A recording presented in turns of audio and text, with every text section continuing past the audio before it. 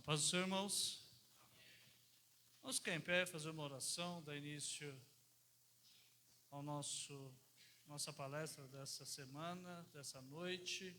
Estamos aqui no terceiro dia da nossa semana teológica e hoje a palestra especial sobre administração eclesiástica com o pastor Marcelo da Igreja Missão Brasileira da Paz.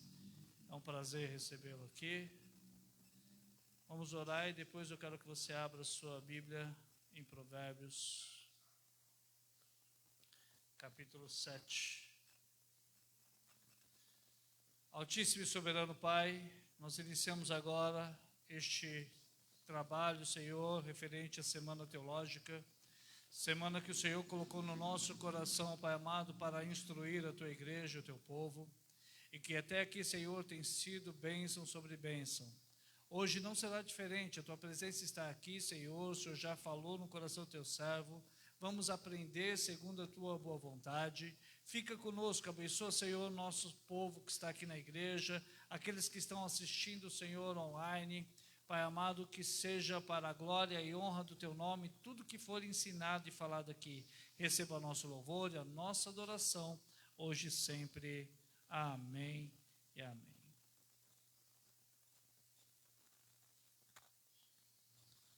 Amém? Provérbios, capítulo 7, diz assim: Filho meu, guarda minhas palavras e entesoura contigo meus mandamentos. Guarda os meus mandamentos e viverás, e a minha lei como menina dos teus olhos. Ata-os aos teus dedos, escreve-os na tábua do teu coração. Diz a sabedoria, tu és minha irmã, e a inteligência chama de teu parente, para que te guardem da mulher imoral e da estranha de palavras bajuladoras. Amém. Amém. Vamos ouvir aqui o grupo de louvor. Quem quiser ficar em pé para louvar o Senhor, amém. Quem quiser sentar, pode sentar. Vamos louvar o Senhor, amém.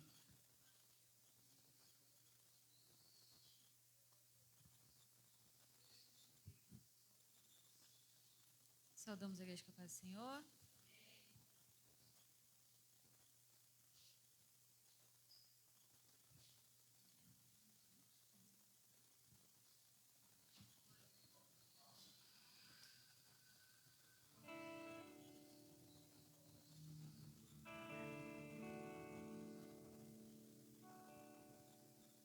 Eis-me aqui outra vez diante de ti, abro meu coração, meu clamor, tu escutas e fazes cair as barreiras em mim. Esse é o Senhor. E dizes palavras de amor, esperança sem fim, ao sentir o teu toque, por tua bondade liberta os meus ser, o calor deste lugar. Eu venho me derramar, dizer que te amo, me derramar, dizer te preciso, me derramar, dizer que sou grato, me derramar, dizer que és formoso.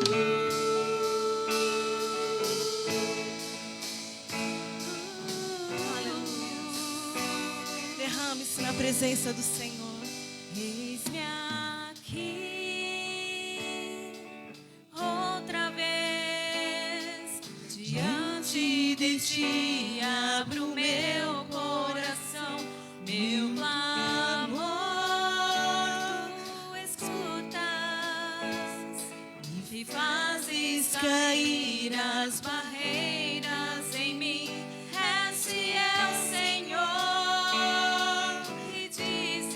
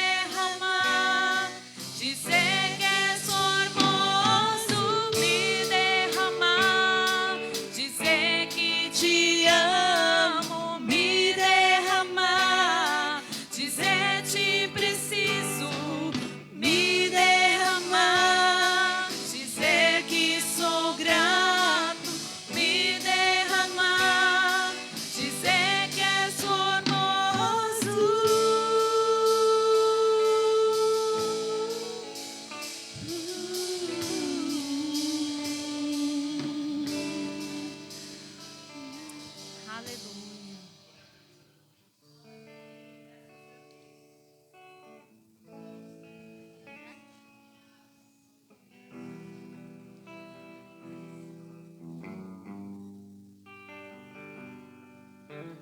Luz do mundo, viestes à terra para que eu pudesse te ver. Tua beleza me leva a adorar-te. Quero contigo viver.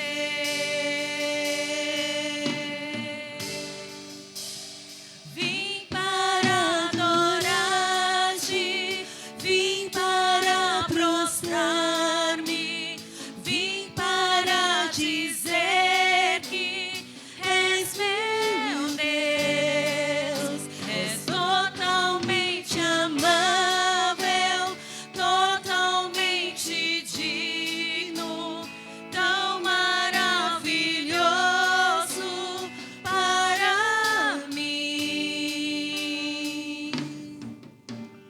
Eterno Rei, exaltado nas alturas, glorioso nos céus. Humilde viestes à terra que criastes, por amor pobre se fez.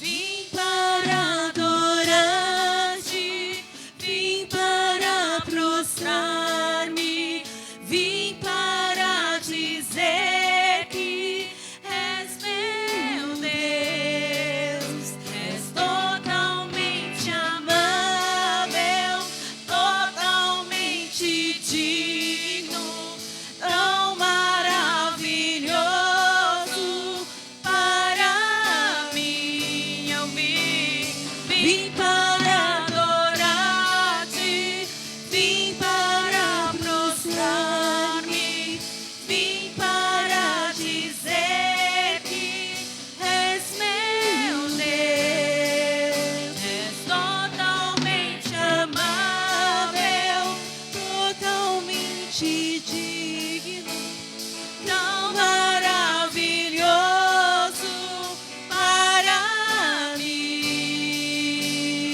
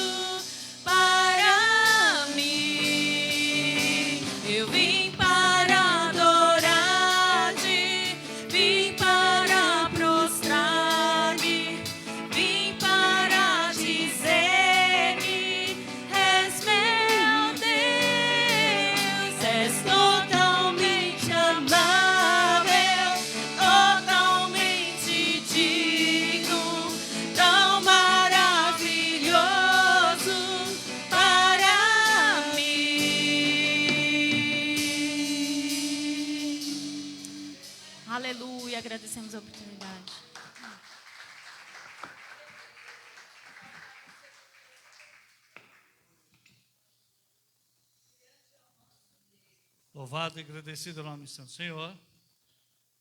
Nós viemos aqui para adorá-lo. Mesmo sendo um dia de aula, um dia de palestra, estamos aqui porque o Senhor merece toda adoração e todo louvor. Amém? Eu quero apresentar, estão conosco o pastor Marcelo, sua esposa, a pastora Maria, da Igreja Missão Brasileira da Paz. E nesse momento eu quero convidar aqui o pastor Marcelo, que será o nosso palestrante dessa noite.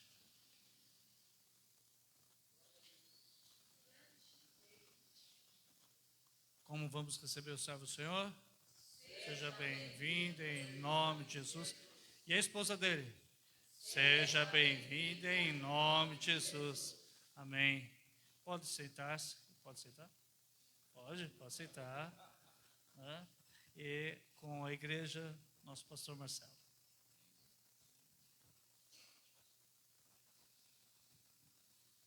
A paz do Senhor, igreja. Estou muito feliz mais uma vez aqui. Motivo de alegria mesmo. Obrigado, pastor, pelo convite. Amo muito a sua vida, da sua esposa. Vim, como o pastor disse, vim acompanhado da minha esposa. Levanta a mão, esposa linda. Nós somos casados há 26 anos, quase 26 anos. E parece que a gente se conheceu no jardim da infância, na creche, Parece que a gente casou lá. Não, a gente só se conheceu lá. Brincadeiras à parte, nós temos uma filha de 25 anos que congrega conosco lá na Missão Brasileira da Paz. Ela é levita, ela é a líder da mídia. Eu vi o pastor falando da mídia. Eu quero declarar que vai ser levantada uma pessoa aqui fervorosa aqui que vai dar conta, pastor. Amém? Amém. E eu vou falar o que hoje? Vou falar sobre administração eclesiástica. A administração eclesiástica, ela não... Eu miro para lá, pastor? Ela não é só para pastores, para administradores, para tesoureiros. Ela faz parte da vida da maioria dos membros. Eu vou fazer igual o pastor ontem, ler aqui, porque a minha vista também já não está chegando muito bem ali. Vamos lá. Conceito básico de administração eclesiástica. Administrar é o processo de planejar, organizar, liderar e controlar o trabalho de todos os membros para alcançar os objetivos definidos, tendo, olha que parte importantíssima, tendo a Bíblia como referencial. Amém?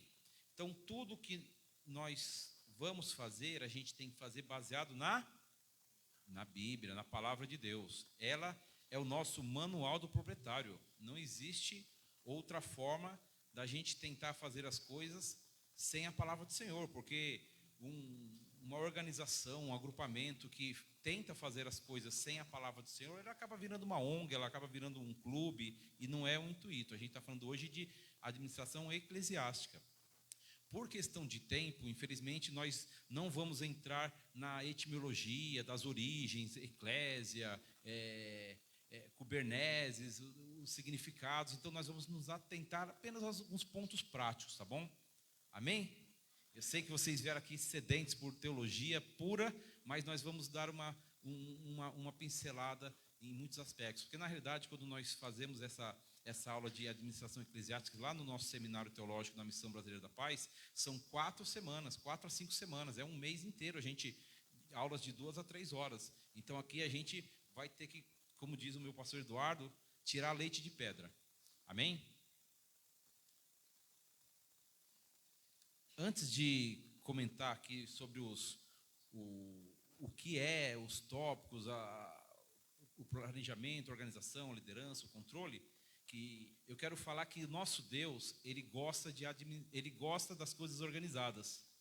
Quem aqui acha que Deus é um Deus de bagunça? Ninguém, não existe isso. Nosso Deus, ele é um Deus que desde a formação do universo, ele organizou em etapas, ele já fez um planejamento para depois entrar com a execução, e as coisas foram acontecendo, não é? E tem muita gente que, infelizmente, pensa que as coisas de Deus são feitas de qualquer maneira. Não são feitas de qualquer maneira, elas são feitas com ordem, decência, organização, planejamento, e isso envolve desde as partes mais simples até as partes mais complexas da organização igreja.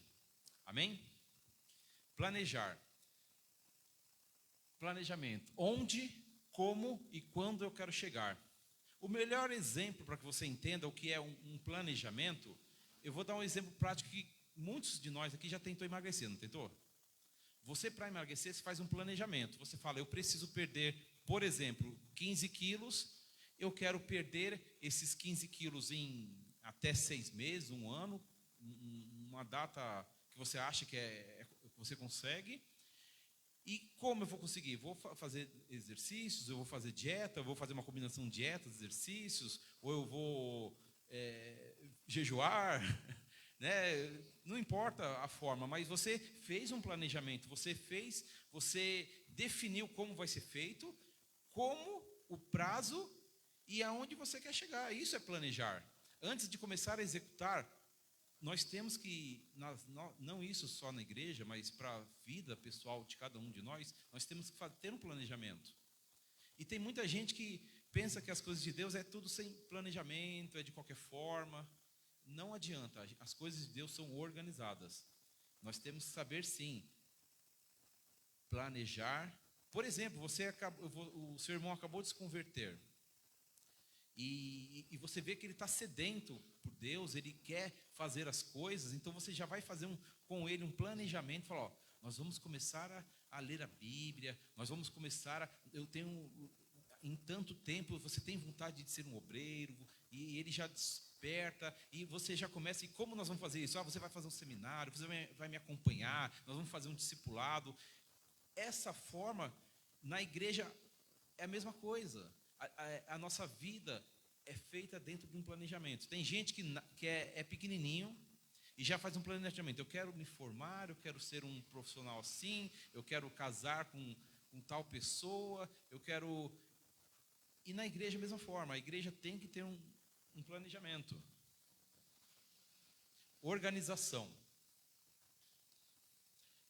Organização de recursos humanos, financeiros e materiais, determinando a melhor forma de utilizar os recursos segundo o planejamento estabelecido. Primeiro você faz um planejamento, depois você vem organizar isso para que isso aconteça. Um exemplo que você vai lembrar, eu estou dando sempre exemplos práticos, são exemplos que é fácil da gente guardar. Como você se organiza um time de futebol, por exemplo? Você tem que definir, não, você vai ser o goleiro, você vai ser o atacante, senão fica aquele jogo, igual a gente, quando nós éramos crianças, as crianças ficam tudo correndo atrás da bola sem sentido, ninguém sabe para onde jogar, ninguém tem função definida. Isso é o papel da organização, você colocar as coisas nos seus devidos lugares, é você falar, definir, é você entender sempre de acordo com a palavra de Deus. Amém?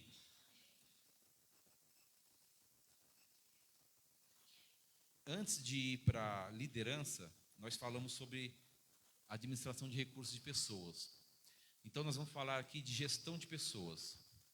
A área que constrói talentos por meio de um conjunto integrado de processos e cuida do capital humano. O que é o capital humano? Pessoas. Você. O maior patrimônio que a igreja tem são as pessoas, são as almas, são os salvos. Não existe nenhum outro patrimônio mais valioso do que as almas. Não existe prédio, não existe terreno, não existe nada. O maior patrimônio é que, se você tiver que escolher alguma coisa para dar prioridade em investir, invista em pessoas. Isso vale a pena. A gestão de pessoas é o que faz a diferença na organização igreja. Tem como objetivo agregar pessoas, incluir pessoas, ou seja, trazer a pessoa para perto através da amizade, através das relações humanas.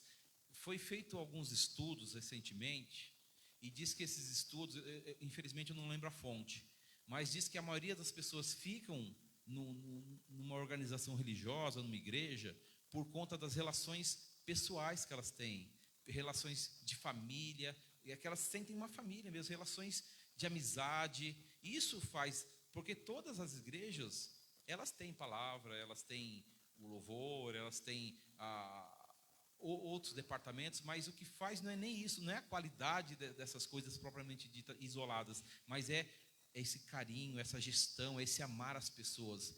E se nós fazemos parte de um grupo que visa morar no céu junto, a gente tem que valorizar essa gestão de pessoas, aplicar pessoas, atribuir funções.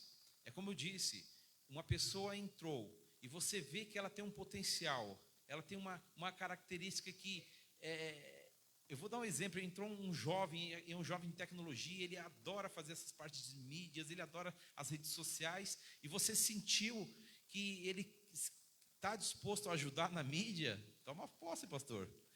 O que você fala? Meu irmão, vamos ver o que a gente consegue fazer, vamos ajudar, né?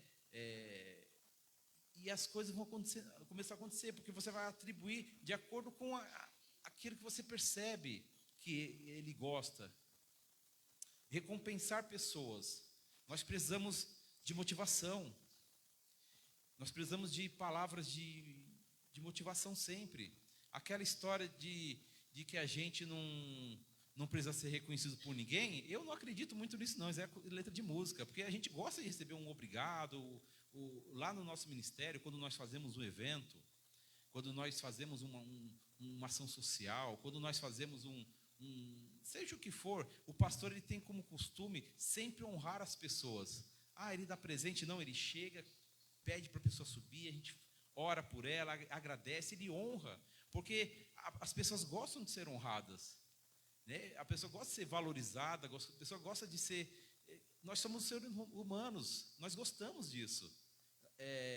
Lógico, com um limite, para nós não inflarmos o nosso ego, como o pastor disse ontem, mas as pessoas gostam de receber elogios, as pessoas gostam de saber que o trabalho está sendo bem feito, porque isso é motivador. Desenvolver pessoas, capacitar. Então, dentro de uma igreja, muitas vezes nós sentimos a necessidade de investir em desenvolvimento de pessoas, mandar a pessoa fazer um curso de música, mandar a pessoa fazer e pagar uma conferência para a pessoa. Nós já pagamos para pessoas irem para Santarém, quando nós estávamos para implantar a visão de células. Nós fizemos investimento em pessoas, foi o maior investimento que a gente fez, e muitas delas deram frutos extraordinários, né? A gente não deve investir pensando, mas a pessoa ela pode um dia abandonar você. Não, irmãos, a gente tem que pedir orientação para Deus, e com certeza Ele vai direcionar se é para a gente fazer tal estratégia ou não. Manter pessoas, assegurar a satisfação delas. Eu percebi aqui que esse templo aqui ele tem ar-condicionado, ele tem ventiladores, ele tem uma copa aqui muito aconchegada. As cadeiras são... Eu poderia dormir nessa cadeira, é muito confortável. Eu adoro essas cadeiras de madeira, dá um ar de sofisticação, é uma coisa gostosa. Então, por que a gente faz isso? Muito conscientemente, ou às vezes inconscientemente, é para deixar as pessoas satisfeitas, é para deixar as pessoas confortáveis, porque muitos vêm cansados, muitos às vezes estão desmotivados, e se ela vem num ambiente onde você não tem um mínimo, você vem numa cadeira que está... É complicado, né? A gente sempre vai ter como prioridade o investimento em pessoas. Isso é primordial na administração eclesiástica. Monitorar pessoas, ver o que está acontecendo com as pessoas propriamente dito. Não todo mês, mas de tempos em tempos, o pastor Eduardo, que é o pastor presidente da Missão Brasileira da Paz, ele faz reuniões com os líderes de célula, reuniões com os líderes de departamento. Como é que está? Conta aí a sua célula. Conta aí, meu irmão, como é que está o departamento de crianças. Conta aí como é que está aí na recepção. Como é que está as coisas aí na tesouraria. Me conta como... Por quê? Porque a gente tem que saber o que está acontecendo.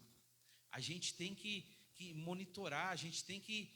para dar continuidade para o andamento das coisas de Deus. Porque as coisas de Deus não são bagunçadas, não são desorganizadas. Nosso Deus é um Deus organizado. A minha esposa costuma dizer que a organização em si, ela não traz unção sozinha, mas ela pode fazer perder. Ela pode fazer a gente perder tempo precioso, a gente pode perder foco por conta da desorganização. Amém? o foco da gestão de pessoas é promover condições favoráveis para que as pessoas trabalhem em harmonia, avançando assim aos objetivos alcançados, aos objetivos desejados. Então, a gestão de pessoas serve para isso, para a gente entender que as pessoas são o mais importante na igreja. Uma cadeira não é mais precioso que uma pessoa. Se a criança quebrar ali o microfone que custou R$1.000, aquela vida daquela família, daquela criança não é mais preciosa. Aliás, o microfone não é mais precioso do que a vida daquela pessoa. Então, a gente usa diferente numa empresa. Numa empresa, a pessoa foi lá, levou o filho. Porque igreja não é empresa. Embora muitos fundamentos são parecidos, porque na gestão de pessoas a gente tem que ter essa sensibilidade. O filho do funcionário foi lá e quebrou alguma coisa. Muito provavelmente o pai vai ter que pagar aquilo que ele quebrou, porque não estou nem falando da questão dele ter ido ou não, se foi permitido ou não, mas é assim que funciona nas empresas. Você tem metas e as pessoas não são tão valorizadas, mas na igreja é diferente. A sensibilidade daqueles que estão comandando tem que ser diferente. A gente tem que fazer tudo de acordo com a vontade do Senhor. Amém? A igreja está entendendo? Vamos lá, nós passamos do planejamento, organização, agora vamos lá para a liderança. O que é liderar? Liderar é delegar autoridade a líderes que guiem os demais rumo ao objetivo. Vocês perceberam que sempre nós temos um objetivo, sempre nós temos o alvo. Então, tudo que a igreja tem que fazer é visando chegar naquele alvo, naquele objetivo. Muito obrigado, irmã, Deus abençoe. Qual o objetivo principal da igreja? Ganhar almas. Esse é o maior objetivo. A igreja tem que ter isso em mente sempre. Então, tudo que é feito na igreja, tudo referente à organização, tudo referente ao dia a dia, deve ser feito para ganhar almas. Então, se fazemos investimentos, temos que fazer esse investimento, vai servir para ganhar almas, para edificar o reino, ou não, ou é apenas porque nós achamos legal, ou é um investimento desnecessário. A liderança é isso, é delegar, é falar. Imagine se o pastor Maurício fizesse o louvor, pregasse, passasse a salva, fizesse o café, ficasse na mídia, na recepção e tivesse que limpar ainda, ele tivesse que fazer tudo. Ninguém faz nada, ninguém faz tudo. É necessário nós delegarmos. Porque existem hoje, infelizmente, muitos pastores e líderes cansados de confiar, de treinar a próxima geração, de treinar alguém de investir em pessoas. Não sei se a igreja está entendendo. Nós temos que aprender a delegar. Por quê? Porque as pessoas ficam fadigadas emocionalmente, fisicamente. Quando eu infartei, e aqueles pastores falavam: eu estou muito cansado, eu estou muito fadigado, eu estou muito oprimido, porque eu fazia tudo, porque vinha tudo para as minhas costas, e era uma responsabilidade espiritual, era uma responsabilidade física, uma responsabilidade financeira. Então, as pessoas que tentam liderar e não têm essa capacidade de delegar autoridade, de entender que ele não consegue fazer tudo sozinho, ele não deve fazer tudo sozinho, ele vai sofrer lá na frente. Amém? Controle. O que nós falamos, administrar é planejar, organizar, liderar e controlar. É necessário o acompanhamento de todo o processo. Assim é possível corrigir problemas. Se nós não estivermos controlando, se nós não estivermos de olho, como é que a gente vai corrigir? Por exemplo, a igreja entra ano, sai ano, e você vê que ninguém se converte, os poucos que eram convertidos vão saindo, e você tem que entender o que está acontecendo. Poxa, mas onde nós estamos errando?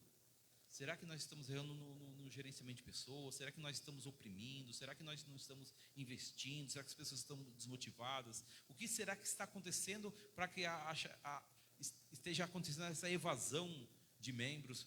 Então a gente às vezes entram no automático, só preocupado em cultuar. Não, mas comigo está tudo bem, com a minha família está tudo bem. Nós esquecemos que o quão precioso é cada alma.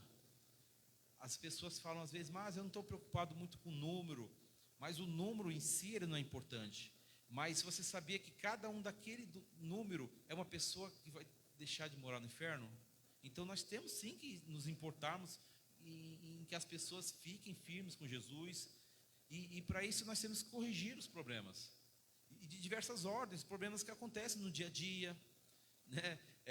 Vira e mexe, eu mesmo, as irmãs chegam lá para mim, pastor, o banheiro das irmãs não está funcionando. Aí é no meio do culto, o que eu vou fazer?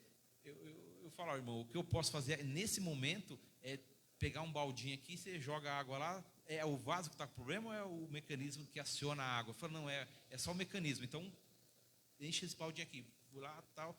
O problema resolveu provisoriamente, corrigir problemas. E assim vai acontecendo. Só que existem muitas coisas que, se você não controlar, vai piorando. É aquela história, se você vai negligenciando, se você vai sempre adiando, se você vai sempre jogando a sujeira para debaixo do tapete, como as pessoas dizem, as coisas tendem a piorar. Isso é uma falta de controle. Premiar o trabalho bem feito, não estou falando porque nas empresas as pessoas ganham comissões, as pessoas ganham remunerações, as pessoas ganham cargos, viagens. Na igreja é diferente. A igreja, como você remunera um trabalho, remunerar, entre aspas, é você honrar o irmão, é você dar uma oportunidade quando há necessidade e cabe também, é você, eu vou dar um exemplo, de tempos em tempos, o departamento de limpeza lá, que o pastor Eduardo às vezes vai, às vezes não pode ir, mas ele quase toda semana ele vai ajudar as irmãs a limpar, toda segunda-feira.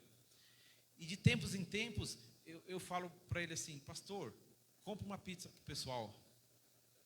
De tempos em tempos, honra o pessoal. De tempos em tempos, nós fazemos reuniões, não tem problema nenhum. Vai lá, compra uma pizza, vamos tomar um café, não há problema. Isso é honrar, isso é valorizar pessoas, isso é trazer para perto, e está tudo interligado.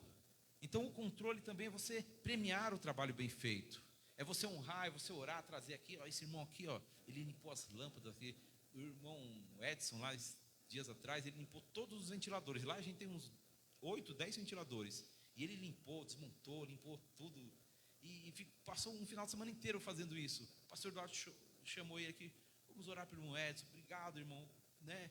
E a pessoa fica feliz, alguns não fazem questão, mas no fundo a pessoa gosta de ser honrado, de ter o trabalho valorizado. Quem não gosta? Né? Muitas pessoas ficam desmotivadas porque nunca é lembrado, porque nunca é valorizado. O esposo, no casamento, na sua vida, com os filhos, nós precisamos dessa valorização, isso é importante. Manutenção dos objetivos alcançados, é necessário você controlar para ver se os objetivos estão dentro do prazo, não prazo propriamente dito assim na igreja, mas se você tem um projeto, eu vi a organização na vida do pastor Maurício, que ele me convidou com quase 2 meses de antecedência, ou por aí, e ele foi sempre postando, e ele falando para ser nosso convidado, e colocava, e teve o cuidado de colocar na rede social, e se preocupou em fazer esse trabalho bem feito, porque as coisas de Deus não são de qualquer maneira, elas são bem feitas. E se você tomar isso para a sua vida, você vai ver um diferencial muito grande. As pessoas pensam que é só na empresa que você deve trabalhar bem, mas na igreja também. A igreja é um reflexo do que você é lá fora também. Se você é um bom funcionário, se você é um bom marido, é um bom pai, você vai ser um bom crente, você vai ser um bom obreiro. E ao contrário também vale. Se você for um mau obreiro, com certeza você vai ser um mau marido, um mau funcionário, um mau membro de clube, um mau vizinho. Por quê? Porque as pessoas são o que elas são. As pessoas, elas não mudam, geralmente, por mais que elas tentem enganar, elas não são uma pessoa aqui e lá fora ela é outra. Elas podem até tentar por um tempo fazer isso, mas elas não vão conseguir fazer muito tempo. Nós estávamos conversando quase agora sobre isso com a pastora Andréia. Lá não dá tempo. A natureza da igreja. A igreja não é uma empresa. Igreja como organismo. Existe essa diferença. Eu vou tentar ser breve aqui e claro para que vocês entendam. A igreja como um organismo, ela tem autoridade espiritual. Por exemplo, a igreja como organismo é a igreja de Jesus como um todo. É a autoridade espiritual, a igreja espiritual. Essa é a igreja como organismo. A igreja como organização é a igreja que o homem vê. É a Bethesda, é a Missão Brasileira da Paz, é a Assembleia de Deus, é a igreja em si. Nós sabemos que a igreja somos nós, mas é a igreja, é o agrupamento. Isso é a igreja como organização. A autoridade do organismo é manifesta na igreja organização. Se a igreja organização, que somos nós, essa igreja aqui, que o homem vê, ele vê atuando ali na sociedade, se não for a autoridade da igreja organismo, ela não tem a função do que ela foi criada. Então, essa autoridade espiritual, ela tem que ser manifesta na igreja organização. Amém ou não amém? A igreja está entendendo? A identidade da igreja. Nós temos uma identidade. Assim como você tem o seu RG, o seu CPF, alguns têm carteira de habitação, outros têm números de outros documentos que sejam. A igreja tem a sua identidade. Qual a identidade da igreja? Nós somos geração eleita. Por questão de tempo, infelizmente eu não vou poder ler cada citação, cada versículo, mas vamos lá. Sacerdócio real. Nós somos responsáveis pela intercessão da igreja aqui na terra. Nós somos sacerdotes. Nós somos responsáveis em levar o amor de Cristo para as pessoas, em fazer a diferença. Nação santa. Toda nação ela tem uma etnia. Por exemplo, você pega o povo brasileiro ele tem uma etnia. O crente, ele tem uma etnia. Ele tem as suas características. Ele tem o seu, queira você, queira não, ele tem o seu jeito próprio de falar. O evangeliquez, as nossas gírias, aquilo que a gente até brinca às vezes, né? O crentez. Então, é a nossa etnia. Nós somos cidadãos do céu. A nossa morada não é aqui. A nossa morada é no céu. Então, nós somos feitos para ser diferentes. Porque nós somos nação santa. Amém? Povo exclusivo de Deus. Nós somos comprados ao alto preço de sangue. Nós somos exclusivos de Deus. Uma identidade da igreja. A igreja, ela é missionária. Nós não podemos falar que somos igreja se nós não formos uma igreja que pensa nas missões. E a missão, às vezes, não é você ir lá na África, mandar um missionário, investir, pagar um salário de alguém para ficar lá na África, na Ásia, onde quer que seja.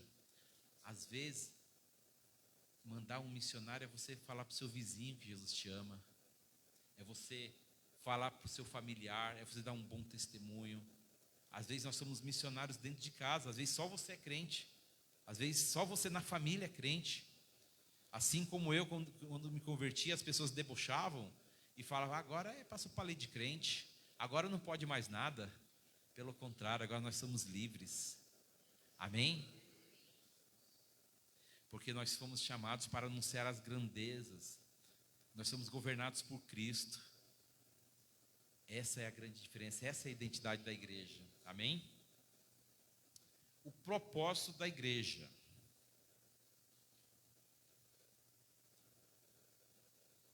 Eu vou ler aqui, eu acho que não está aqui, mas primeiramente, desenvolver na vida das pessoas atributos cristãos e, em segundo lugar, transformar a sociedade para que o mundo se torne um lugar melhor. Então, a igreja, ela não pode simplesmente passar pela terra aqui como foi apenas uma aglomeração de pessoas que se reuniam, tinham um Deus, tinham o seu culto, se reuniram tal, e assim passou. A igreja tem que fazer a diferença. O propósito da igreja é ganhar almas, é povoar o céu, porque é o que nós acreditamos. É o que o pastor disse ontem, eu acredito que eu sou feliz porque eu tenho Cristo, e você tem que bater no peito e falar, eu sou feliz porque eu tenho Cristo, Cristo mudou a minha vida, Cristo mudou a minha história. Esse é o propósito da igreja, é anunciar o evangelho da salvação, é querer que mais pessoas saiam desse mundo tenebroso das trevas e encontrem a salvação através da pessoa de Jesus Cristo. Esse é o propósito fundamental. O objetivo é você saber para onde você vai. Eu tenho o objetivo de ganhar muitas e muitas almas. Eu tenho o objetivo de ver o evangelho crescer, não por conta de mim, mas apesar de mim. E eu acredito que vocês também amam Jesus. 5 elementos da missão da igreja. Adoração. Adoração é tremendo. E as nossas atitudes também são adoração. É muito errôneo a gente pensar que adoração é só aquele momento da cantoria, né? Jesus!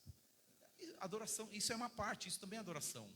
Você adora o Senhor com suas ofertas, você adora o Senhor dando um bom testemunho, com as suas atitudes, sendo um bom irmão, sendo um bom funcionário. Isso são atitudes, isso é adoração a Deus. Comunhão. Comunhão é compartilhar. É quando você vê um necessitado, não só você estar na igreja entre os irmãos, mas você vê um necessitado, você poder ajudar. Não como muitos fazem hoje em dia, né, que dá uma marmita e com a outra mão está aqui tirando foto. Não, a gente deve fugir disso. A gente faz muita ação social no nosso ministério, mas nas últimas ações sociais eu faço questão das pessoas não exporem as pessoas que estão recebendo. Se as pessoas quiserem tirar foto abraçado, junto, mas jamais fazendo isso, eu estou dando para você, porque passa uma impressão que você é melhor, passa uma impressão que a pessoa, de humilhação, e não é o intuito da igreja. Amém? Testemunho. Nós somos convocados para relatar a salvação de Cristo. Ensino. Essa semana é uma semana de ensino. É uma semana de ensinamentos teológicos, de aprendizados profundos, que pode mudar a nossa história como crente. Nós temos no nosso ministério, cada um puxando sardinha para o seu lado, né, pastor? Você falou bem do seu, eu vou falar bem do meu, né? Mas nós temos lá o curso teológico da Missão Brasileira da Paz, nós temos escola bíblica, nós temos o treinamento de líder de célula, nós temos vários cursos de treinamento, de capacitação, para as pessoas que querem aprimorar, conhecer mais a palavra, conhecer mais o seu chamado, para praticar, exercer isso. Então isso é importantíssimo, o ensino é tremendo. A igreja tem que ter ensino, né? Porque senão a palavra não dizia que nós precisamos conhecer a palavra. Nós precisamos, porque o povo perece por falta de conhecimento. É importantíssimo conhecer a palavra. E serviço, porque amor só de palavras não é suficiente. Não adianta falar, eu amo Jesus, Jesus é tremendo, e você vê o seu irmão passando necessidade, você não ajudar, você não socorrer, você olha com indiferença. Isso não é igreja. A igreja é para ser a diferença, é para amar. Como foi dito, o cartão de visita do crente é o amor. Não existe outra maneira. Se você não gosta tanto de pessoas, comece a treinar, peça para o Senhor te dar essa unção de amar pessoas, de ser sensível, de ser empático, de sofrer a dor, de ter a dor da pessoa, para que Deus possa transbordar em você, para que o evangelho dele seja expandido também por conta disso. Amém?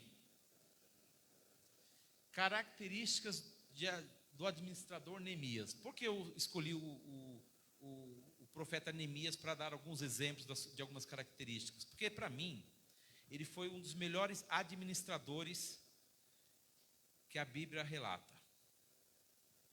Um dos melhores. Depois de Jesus Cristo, é top.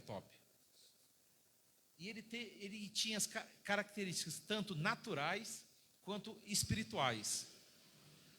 Algumas das suas características naturais. Motivação. Ele era um cara motivado. Aqui estão as citações, tá? Eu não vou ler cada um, claro. mas ele se motivou para reconstruir a cidade, porque era a cidade dos seus antepassados, era aquilo que ele ama. E será que você está motivado para fazer a diferença pela igreja que você ama? Nós temos que estar sempre motivados. Ele tinha atitude, ele chama a responsabilidade. O camarada jejua lá e ora meses. Ele era um bom servo, porque é o dia a dia que nos treina. A gente só sabe que um cara é bom depois de comer 1 quilo de sal com ele. É o tempo. Um bom líder tem que ser, antes de tudo, um bom liderado. Ele era íntegro. Sua palavra tinha valor. E a gente vê, infelizmente, hoje em dia, pessoas que as suas palavras não têm valor. Pastor, estou com você lá, hein? Vou a semana todinha. O cara não veio um dia. Pastor, conta comigo. Será que a sua palavra tem valor? Você é íntegro? Prudente. Muitas pessoas perdem as bênçãos porque não conseguem manter o bico calado.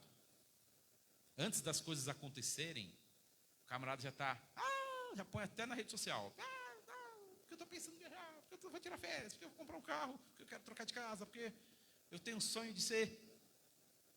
Aprenda a fechar a sua boca. Fale quando o testemunho estiver concretizado. No dia que for para subir aqui e dar o seu testemunho. Pastor, comprei o carro, está aqui, está pago. A chave está comigo, está no meu nome. Porque nem todos aqueles que dizem que te amam. Infelizmente é assim. Seja prudente. Prudente em todas as áreas. E na administração eclesiástica também, seja prudente. A gente tem que vigiar. Tem que vigiar com... Se você pode fazer o certo, e as coisas começam sempre do certo. Tudo aquilo que começa errado, termina errado. Ter foco. O camarada, ele tinha foco. Ele não ouviu os opositores. E olha que se levantaram opositores. Não ouviu os opositores. E ele dava exemplo. Ele estava lá com a mão na massa, arregaçou nas mangas, trabalhando junto. Porque um bom líder faz isso. O pastor Eduardo limpa a privada lá também. Está na limpeza. A gente não tem problema nenhum em fazer serviços que para alguns não gostam. Porque a gente entende que tudo faz parte da obra. Porque a gente ama o reino. E a gente não se acha superior a ninguém. Eu sei que os líderes desse ministério também são assim, amam a obra, não se importam. Porque você, por mais que você tenha, às vezes, um diferencial espiritual, mas as pessoas não são diferentes. E ele tinha dons espirituais. Ele tinha um discernimento espiritual. Ele discernia as profecias falsas. Se levantaram muita gente. Ele era dependente de Deus. Ele sabia quem era Deus. Amém? Ele tinha indignação com a injustiça. Porque muitos nobres, por conta daquela situação, pegavam e começaram a emprestar dinheiro a juros. Ele era indignado com essa situação de justiça. Se você ler lá, eu te aconselho a ler o livro todo de Neemias, para você entender como ele administrava esses princípios poderosos. Ele é indignado com o pecado. Ele se indignou com o suborno lá na sala que deram para Tobias. Ele é um camarada que quando alguns homens se casaram com as mulheres pagãs, ele se indignou com o pecado. Ele falou, não quer isso. E outra coisa aqui, ele tinha uma vida de oração. Isso eu acho que é a maior e a melhor característica que alguém que vai exercer alguma coisa na igreja tem que ter, é vida de oração. É vida de oração, vida com Deus. Ele orava pelo próximo, ele orava para falar com o rei, ele orava ao falar com o rei, ele orava pelas afrontas, ele orava diante do perigo que estava para vir, que isso é orar e vigiar. Tem muita gente que não vigia. E ele orava por ele mesmo. E a importância. Para mim é top. O Neemias era top. O dom de administrar. Quero ler aqui com vocês. Deixa eu até separado aqui, aberto já para ganhar tempo.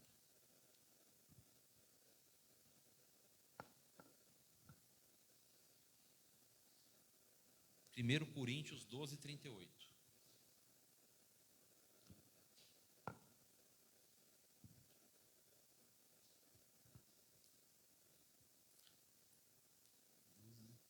12, 28. Desculpa. 1 Coríntios 12, 28. Eu vou ler aqui. Assim, na igreja, Deus estabeleceu primeiramente apóstolos, em segundo lugar, profetas, em terceiro lugar, mestres, depois os que realizam milagres, os que têm dons de curar, os que têm dom de prestar ajuda. Você sabia que tinha todos esses dons? Muita gente passa batido, viu? Dom de prestar ajuda. Eu nunca vi alguém falar, eu quero ter o dom de prestar ajuda. Eu ouço as pessoas falar, eu quero ter dom de língua, dom de revelação, dom de interpretar língua, dom de cura. Mas nunca vi um camarada orar assim, eu quero ter o dom de prestar ajuda. Está na Bíblia aqui, ó. Não é heresia, não. O dom de prestar ajuda. Os que têm dons de administração, algumas traduções tá outra palavra, mas na fonte é isso, administração. E os que falam diversas línguas. Então é um dom. Você administrar, você pegar alguma coisa para fazer e fazer bem feito, seja na igreja ou não, porque isso que eu estou falando serve para a vida da gente. Serve para o seu dia a dia, serve para a sua família, serve para você, de repente, se tornar um pai melhor, uma esposa melhor, um esposo melhor, um funcionário melhor, um vizinho melhor, alguns ensinamentos. Porque a Bíblia é o manual de vida do crente. Aqui tem resposta para tudo. E se a Bíblia fala que tem o dom de administrar, quer ver um exemplo? José do Egito. José do Egito não fez uma faculdade de administração. Quem deu todo aquele dom para ele, de discernimento, aquele dom para que ele conseguisse fazer tudo que ele fez lá, de ter as estratégias e as coisas foram acontecendo, foi Deus. Existem, sim, muitas partes técnicas que é necessário você, de repente, ter uma pessoa com uma formação acadêmica na frente, mas nem sempre. Nem sempre. Eu acho que o dom de administrar, ele tem que ser requerido para todo mundo. Para você conseguir tudo que você pegar nas suas mãos, você entender como um todo. Porque tem gente que às vezes pega uma responsabilidade para fazer e não só enxerga aquilo como o que ela tem que fazer, mas não enxerga que aquilo faz parte de um todo. Aquilo depende de pessoas, aquilo depende, ainda mais numa igreja que é envolvida de pessoas e as pessoas são diferentes. A gente tem que entender que as pessoas são sim diferentes, motivações diferentes, empolgações diferentes, limitações de diversas formas. Então a gente tem que entender sim, e a gente tem que respeitar, a gente tem que entender isso sim. Amém? É capacidade dada por Deus. Antes de finalizar aqui com os erros que não devem ser praticados na administração eclesiástica, eu quero falar rapidamente aqui algumas lições práticas da administração segundo a Bíblia. Você vê lá um exemplo de planejamento. Quando em Lucas 14, quando fala de planejar a torre, você, para saber se você vai conseguir finalizar, você tem que saber se você vai conseguir finalizar, se você vai começar, se você vai conseguir terminar. E muitas pessoas começam alguns projetos, seja na área que for, aonde for, na instituição que for, até na igreja, e não conseguem terminar. Eu já vi muitos irmãos empolgados, falando, pastor, pode chamar, pode jogar, desculpa a gíria, pode jogar no meu peito, pode ir que eu dou conta, e a pessoa não passou de um pequeno período, a pessoa não deu continuidade naquilo, porque era uma empolgação. Não era uma coisa que talvez nasceu do coração de Deus, era uma coisa que nasceu na carne, é uma coisa que não foi planejado, não nasceu do coração da liderança, não foi uma coisa projetada, não foi uma coisa realmente estipulada. A pessoa, não, eu estou com um projeto de fazer tal coisa, e muitos exemplos essas coisas podem acontecer. Outro exemplo de organização, quando o Senhor Jesus multiplicou os pães e os peixes, ele falou, façam assim, assim, assado, separem as pessoas em grupos, tal. Aí sim, ele multiplicou e as pessoas comeram sem ser aquela bagunça, aquela lambança. Mas lá, comida para milhares de pessoas e todo mundo, eu quero dar minha parte. E apareceram uns crentes esfomeados, né, que às vezes acontece nas festas. Então não, ele organizou para depois operar um milagre. E às vezes muitas coisas na sua vida pode acontecer isso. Você está precisando de uma organização, se organizar para Deus operar um milagre. Eclesiasticamente falando, delegação. Jetro, sogro de Moisés, ele aconselhou Moisés e falou, Moisés, você está sobrecarregado, você está resolvendo problemas corriqueiros, e junto com coisas tão importantíssimas. Faz isso, separa as pessoas de quantidades em quantidades, que eu não me lembro agora, e você vai delegar, e essas pessoas vão resolver os problemas.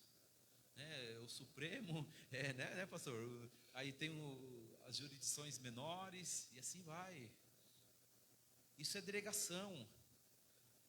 E sabe o que acontece às vezes?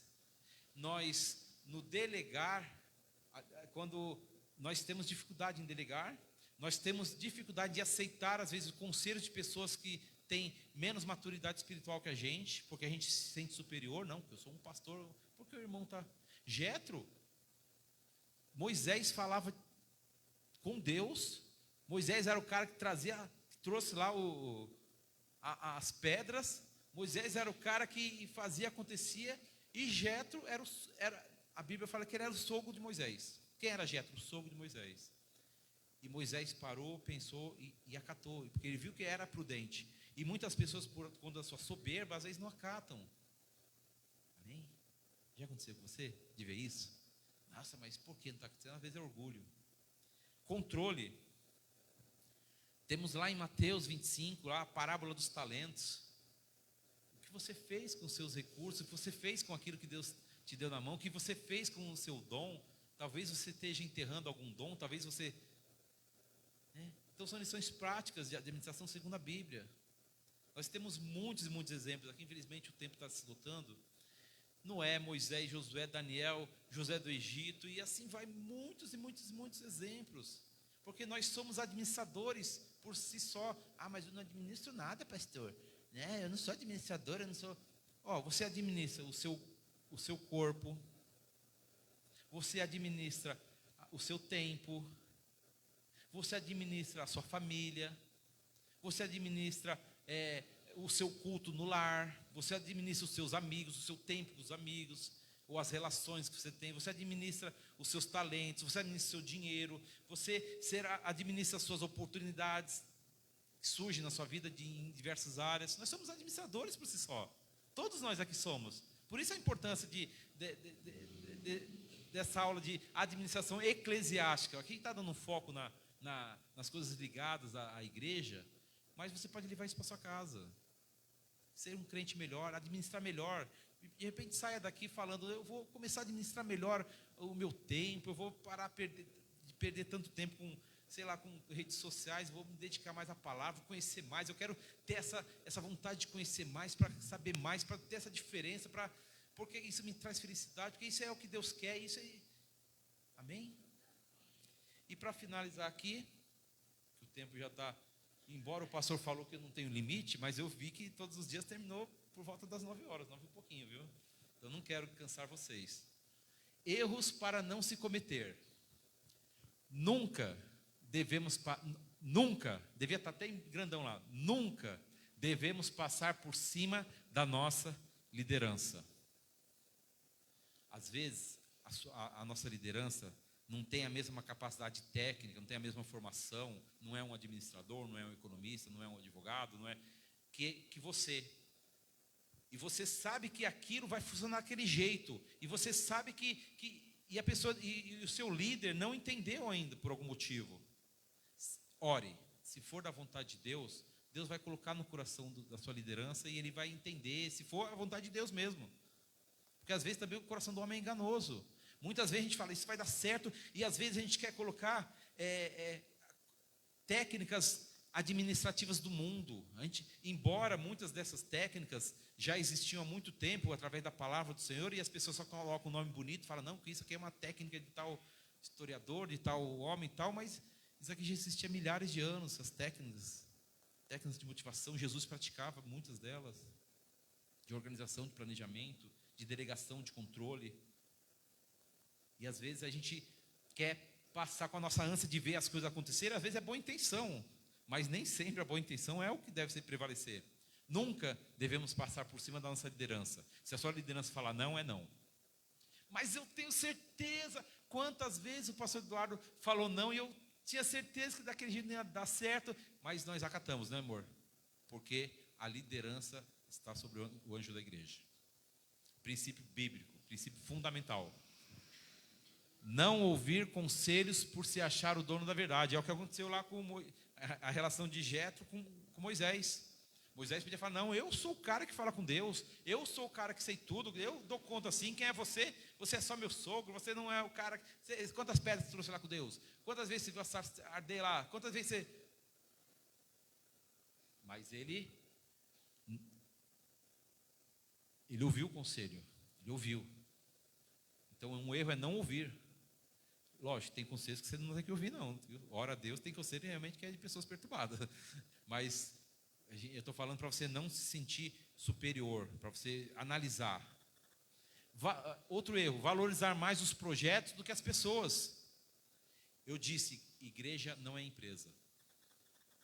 Igreja não é aquele negócio que tem meta. Principalmente eu vejo muitas igrejas que quer encher a igreja, que quer arrecadar, que quer fazer acontecer. Eles enfiam um monte de técnicas mundanas, colocam lá, tentam camuflar lá com a palavra disfarçada. Nossa, isso aqui dá uma aula só de heresia, se fosse entrar a fundo.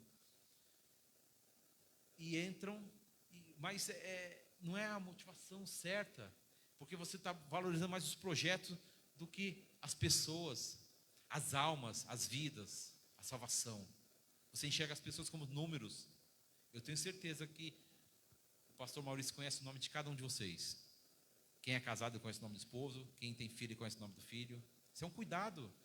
Ele valoriza as pessoas. E a igreja é isso, tem que valorizar as pessoas. O pastor Eduardo, nós temos uma igreja hoje, quase 200 pessoas, somar o Antártica e a sede. Ele conhece, eu já vi ele orar por todas as pessoas. Eu fiquei assim, ó.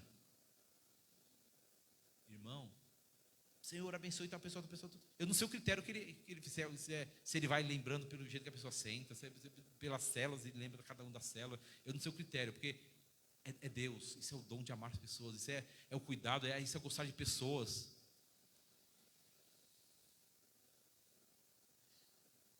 Nunca arrumar inimizade com pessoas desorganizadas. Às vezes você vem para a igreja, você tem a sua tarefa, você faz um negócio com excelência, e tem alguém que não tem aquela capacidade que você tem, e você tem que ter paciência com ele. Não vai arrumar briga, não vai arrumar, porque a pessoa é desorganizada, não é igual você. E tem muita gente que estressa, sai da igreja por causa disso. Não, eu saio daquela igreja porque lá é tudo bagunçado, lá é tudo desorganizado.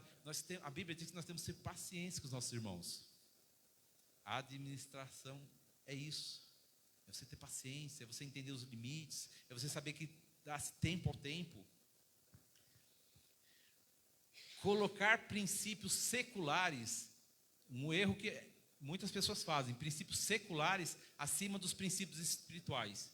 E infelizmente a igreja brasileira hoje ela comete muito erro assim. Ela pega um princípio secular, um princípio que veio do mundo, uma teoria, e quer praticar na igreja como se coubesse tudo. Existem coisas que cabem, sim. Não posso falar, eu não vou entrar em pormenores, eu não vou entrar em exemplos, mas o discernimento espiritual, aquele que tem discernimento espiritual, ele tem que saber aquilo que cabe para a igreja e aquilo que não cabe. Amém ou não amém? Assim como você tem que saber aquilo que cabe para a sua vida e aquilo que não cabe. Mulher, a melhor resposta se você põe uma roupa e não está se sentindo bem, eu não sei se essa roupa está legal, não sei se é escandaloso, pergunte para o Espírito Santo. Homem, é prudente você tomar tal atitude? Jovem, é prudente você agir de tal forma? É prudente você ir em tal lugar? É prudente você fazer isso? É prudente você não fazer isso? Espírito Santo, discernimento. Não colocar nunca as coisas do mundo acima das coisas de Deus, porque aí você vai estar desmerecendo o sacrifício de Jesus. Tem um amigo meu que falava que você está pregando Jesus de novo na cruz quando você faz isso. Amém? E eu gostaria de orar para parecer que está acabando. Eu ia pedir para você ficar de pé enquanto eu tomo água também.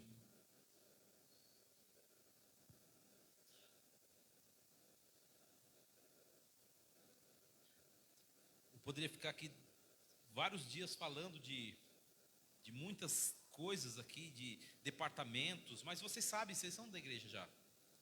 Nós temos aqui, eu trouxe até o nosso rascunho das nossas atividades, da nossa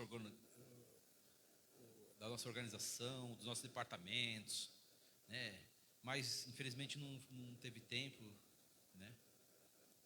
Mas vocês sabem, tudo aquilo que acontece, o departamento de música, o departamento de louvor, o departamento de recepção, o departamento de mídia, departamento de, né? Isso são tudo as partes práticas do que é. Amém? Eu gostaria de orar por você nessa noite. Pai, muito obrigado, Senhor. Obrigado pela vida de cada um que esteve aqui. Senhor, muito obrigado por esses dias, Senhor. Senhor, quando foi bom, Senhor, nós nos sentimos muito honrados, meu Pai, em fazer parte, Senhor, desse aprendizado. A tua igreja, Senhor, precisa, Senhor, se capacitar. A tua igreja precisa, Senhor, mais de ti, Senhor. Buscar mais as coisas de Deus, Paizinho. Buscar mais, Senhor, as coisas que vêm do céu. Senhor, a tua igreja precisa, Senhor, buscar, Senhor, cada vez mais, Senhor, essa unção poderosa que vem do teu Espírito Santo. Não existe outra forma, Senhor, de nós nos capacitarmos, de nós irmos, Senhor, contra as trevas, meu Pai. Porque as trevas, muitas vezes, elas são organizadas, meu Pai. E o teu reino precisa de uma organização. O teu reino precisa de planejamento. O teu reino, Senhor, precisa de pessoas dispostas, meu Pai. Que entendam que nós estamos aqui por um bem maior, Senhor. Que é ganhar as almas, que é mostrar, Senhor, o teu evangelho para as pessoas. Que é, Senhor, fazer com que as pessoas tenham um encontro contigo, Paizinho. Muito obrigado, Espírito Santo. Obrigado nessa noite, Senhor. Eu quero abençoar, Senhor, a vida de cada um, Senhor. Em nome de Jesus. Amém. E as palmas são para agradecer o nome do Senhor. Amém.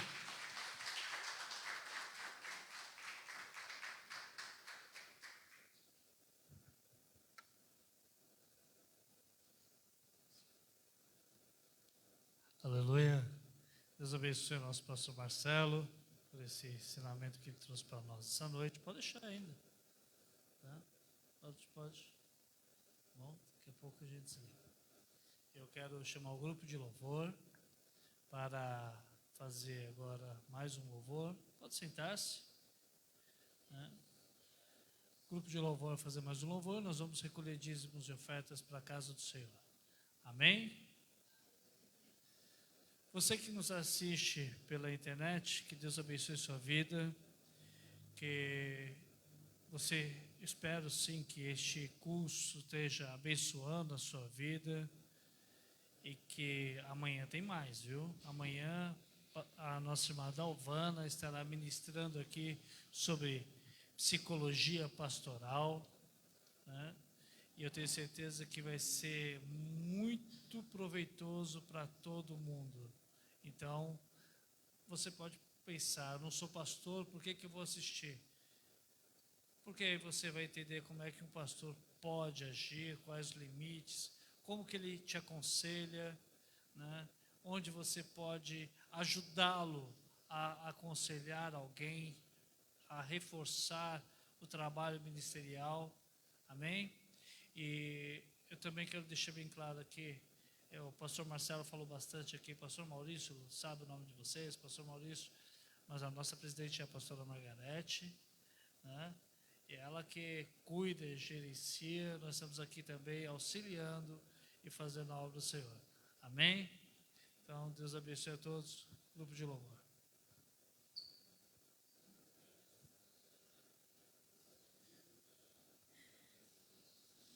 Toda honra e toda glória ao nome do Senhor, amém? Esses dias tem sido uma bênção, né? A gente vem, não parece nada, né? Mas toda vez que a gente está na igreja, sempre Deus muda algo dentro de nós, né? São dias de ensinamentos muito válidos. Em mim, eu creio que já mudou muita coisa, né? Já me faz pensar em muitas coisas, em rever muitas coisas que eu pratico até dentro de casa, né? Nós praticamos dentro da igreja. Então, isso faz a gente ter uma visão melhor das nossas vidas, né? Como estamos levando as nossas vidas, o que temos que mudar, o que temos que melhorar. Tem sido dias gloriosos. Amém?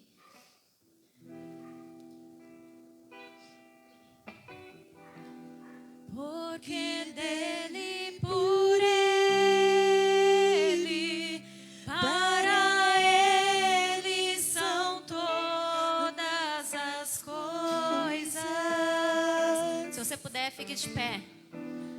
Porque dele, por ele, para